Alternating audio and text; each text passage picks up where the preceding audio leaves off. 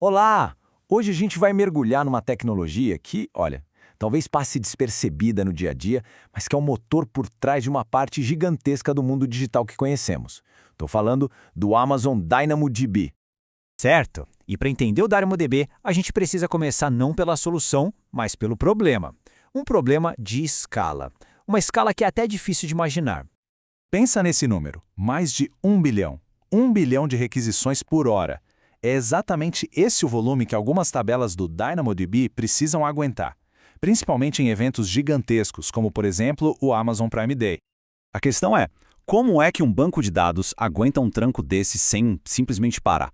Porque vamos ser sinceros, qualquer banco de dados mais tradicional ficaria de joelhos, começaria a engasgar, ficar lento, até cair com uma fração desse tráfego. E aí, a experiência de quem está usando o serviço vai lá para baixo.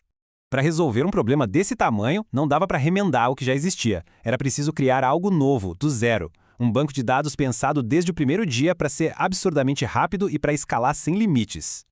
E essa solução é o DynamoDB. Ele surgiu lá em 2012, justamente com essa missão: quebrar as barreiras e os limites que os bancos de dados antigos simplesmente não conseguiam ultrapassar. Mas, afinal, de onde vêm esses superpoderes do DynamoDB? O que faz ele ser tão diferente? A resposta está em algumas características que são a chave de tudo.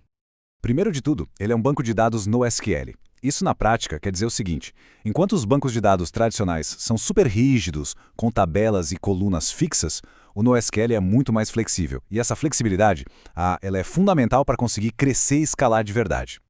Depois, a palavra mágica, serverless. O que isso quer dizer? Basicamente, que não tem servidor para gerenciar, não tem software para ficar atualizando, não tem parada para manutenção. A analogia é perfeita. Para quem desenvolve, é como ligar um aparelho na tomada em vez de ter que construir e manter uma usina elétrica. Simplesmente funciona. E isso leva a outro ponto. Ele é totalmente gerenciado. Todo aquele trabalho pesado, sabe? Configuração, garantir a segurança, fazer backups, o DynamoDB cuida de tudo isso.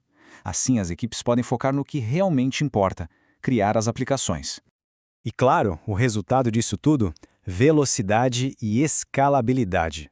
O mais impressionante é o objetivo aqui: ter um desempenho consistente com respostas em milissegundos. E o detalhe crucial é que não importa se são 10 pessoas usando ou 100 milhões, a performance tem que ser a mesma. Tá, mas na prática, no mundo real, onde a gente vê isso? Bom, todo esse desempenho faz do DynamoDB a escolha perfeita para áreas onde velocidade e confiança não são luxo, são uma necessidade. A gente vê empresas de todos os tipos usando o DynamoDB para construir aplicações que nascem pequenas, mas já prontas para crescer e atender o mundo inteiro. Por exemplo, no mercado financeiro, ele está lá rodando sistemas de missão crítica. Coisas como negociação de ações em tempo real, gestão de empréstimos, registros de transações, tudo que exige lógica complexa e, principalmente, consistência total dos dados. E no mundo dos games, ele é o coração que gerencia o estado do jogo, os dados dos jogadores, histórico de partidas, os rankings. Tudo isso para jogos de qualquer tamanho. Ele entrega aquela arquitetura que aguenta os picos de jogadores, sem deixar o desempenho cair, sem lag. Já nas empresas de mídia e streaming, ele é quem cuida das listas do que assistir, dos favoritos e processa bilhões de eventos todo dia para gerar aquelas recomendações personalizadas. Ele entrega os dados em tempo quase real e aguenta a demanda absurda de um grande lançamento, por exemplo. Mas não é só sobre velocidade. O DynamoDB também foi pensado para um futuro que é cada vez mais conectado, global e que não pode parar.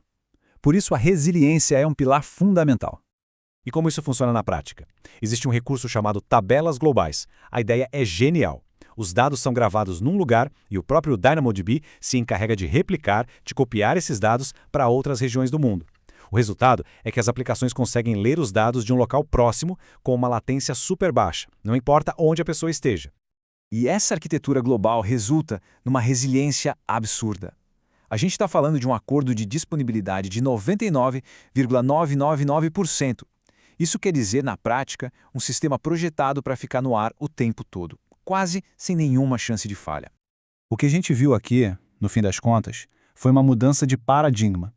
Sair da ideia de gerenciar a infraestrutura e ir para um consumo de um serviço pronto. E isso nos deixa com a pergunta final: no mundo que gera cada vez mais e mais dados, Será que esse modelo, serverless e ultra-escalável, não é o verdadeiro projeto para o futuro dos bancos de dados?